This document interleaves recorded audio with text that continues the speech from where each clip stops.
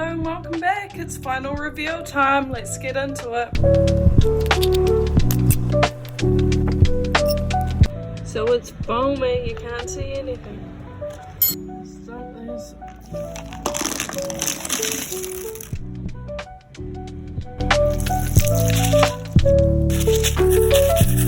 This is the most important step, making sure that they are washed off properly. So I'll go over this a few more times and then I'll let them dry. Let them